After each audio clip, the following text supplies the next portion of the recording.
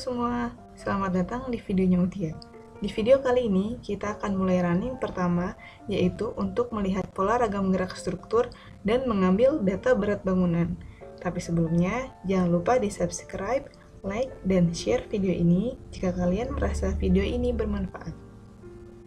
Sebelum running pertama, kita harus setting asumsi-asumsi dalam perencanaan.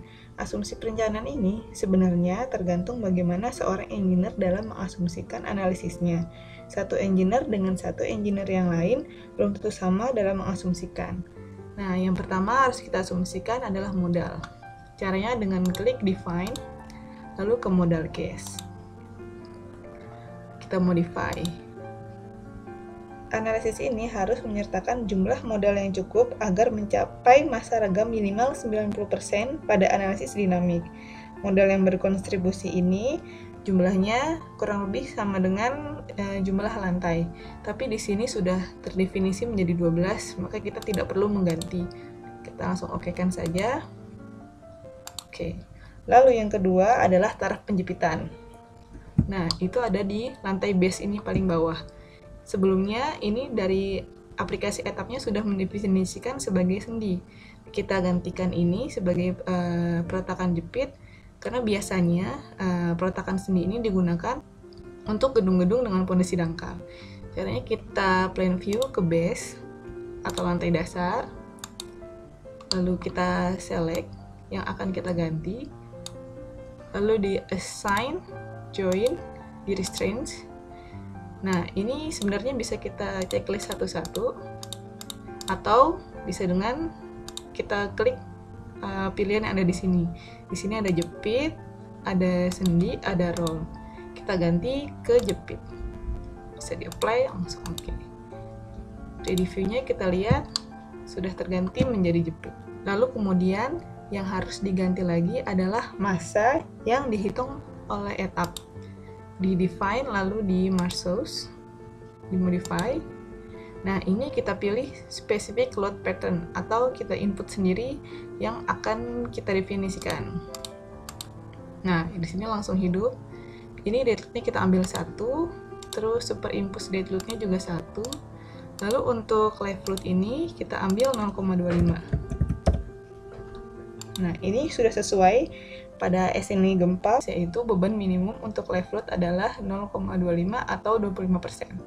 Lalu oke. Lalu kemudian yang harus didefinisikan lagi adalah di diafragma. Lalu dimodify, kita ganti yang ke rigid. Oke, dan oke. Lalu yang terakhir yang harus diasumsikan adalah rigid zone factor atau tingkat kekakuan suatu elemen. Nah, di SNI beton tahun 2013 itu di pasal 21.6.2.2 pada persamaan 21/1 itu didefinisikan adalah sigma momen kolom harus lebih besar dari 1,2 sigma momen balok. Nah, di sini kita asumsikan untuk kolomnya 1 dan untuk baloknya 0. Berarti kalau dimasukkan ke persamaan 1 lebih besar dari 1,2 kali 0 atau 1 lebih besar dari 0. Untuk men-settingnya kita select kolomnya, bisa di-select, lalu di properties, di frame section, kita pilih kolom K30x30 dan 40x70, di-select, lalu kemudian di assign frame, kemudian pilih di and let offset. Rigid zone faktornya kita masukkan untuk kolom adalah 1. Dan untuk balok kita select itu 0.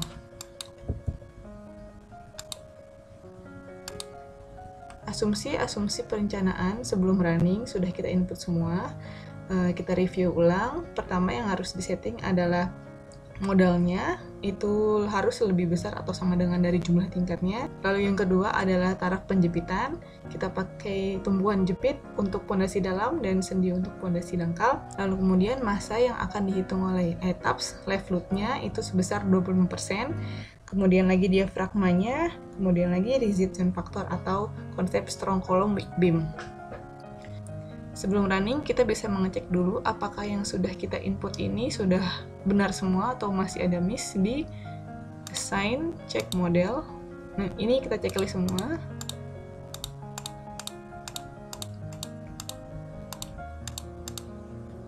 Kalau oke.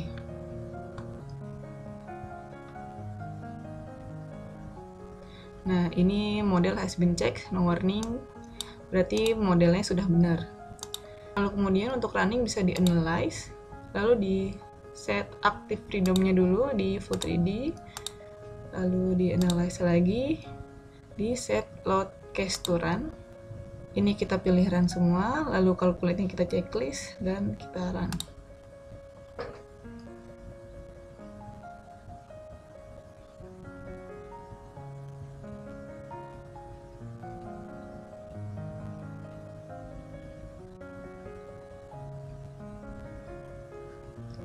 Nah, ini sudah kita run semua.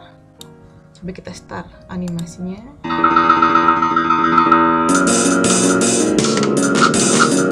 Oke, sudah tidak ada gerakan yang mencurigakan, artinya permodelannya sudah benar. Lalu kemudian langkah selanjutnya adalah mengecek pola ragam gerak struktur. Ini kita bisa tampilkan di display, lalu kita pilih di from shape atau F6. Lalu kemudian kita cek di modenya ini, kita pilih satu, kita apply. Nah, ini periodenya 0,699. Kita cek ini ke arah X. Mode 1 ke arah X, lalu mode 2.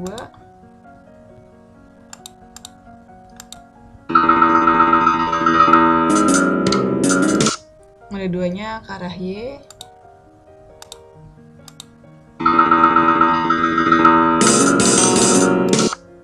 Dan mode 3-nya arah rotasi. Pada mode 1 dan mode 2 itu bergerak ke arah translasi dan mode 3-nya ke arah rotasi. Hal ini sudah sesuai dengan SNI 1726 tahun 2002. Itu pasal 7.1.1 itu berbunyi untuk mencegah terjadinya respon struktur terhadap gempa yang dominan arah rotasi.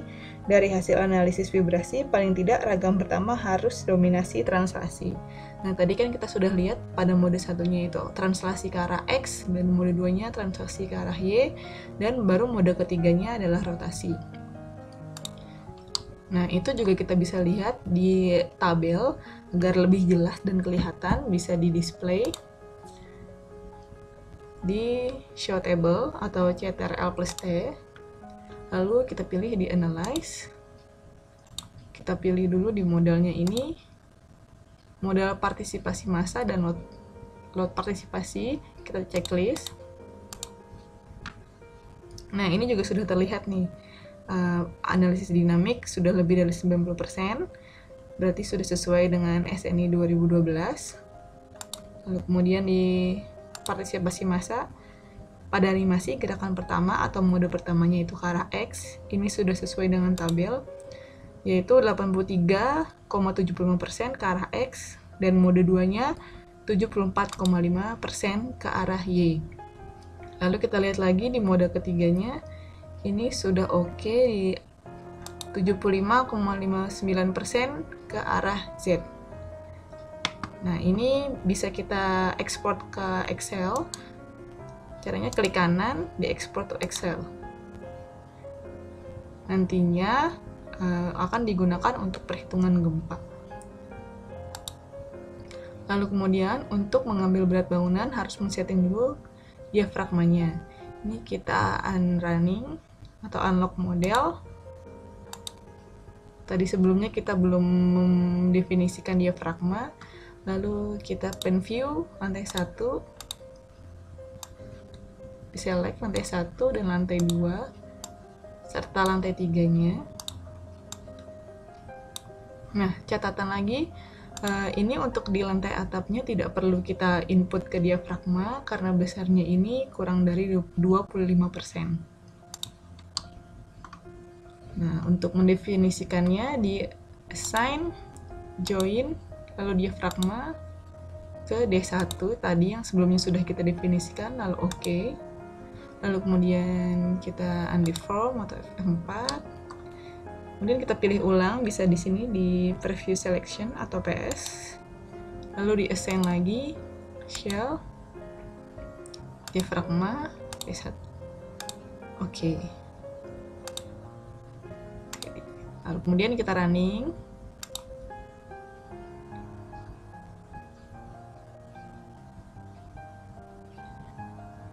Untuk menampilkan berat bangunannya di display, lalu di show table, lalu kita pilih di structure result, kita pilih di center mass of rigidity. Oke. Nah, ini sudah muncul berat lantai atapnya sekian, lantai 2-nya sekian, dan lantai 1-nya sekian. Lalu ini kita export ke Excel, diklik kanan, di export. Nah, ini kan central mass of rigidity. Sentralnya tuh di mana sih sebenarnya? Sentralnya itu kita lihat lagi di lantai 1 tadi. Kita buka ke arah ini, set display option. Kita checklist diafragmanya, oke. Nah, di sini dia, D1 ini adalah central mass of rigidity atau pusat massa bangunannya. Lantai 1 ini, lantai 2 ini, dan lantai 3 ini. Untuk lantai 1 dan lantai 2 ini tipikal karena beratnya dan bebannya sama, juga material-material yang digunakan juga sama. Tapi untuk di lantai atap ini dia tidak tipikal dengan lantai bawahnya, karena pada lantai atap ini terdapat 2 plat yang berbeda dan juga terdapat 2 beban hidup yang berbeda. Oke, untuk menghilangkan diafragmanya kembali bisa di set display view option dan checklist yang diafragma. Oke.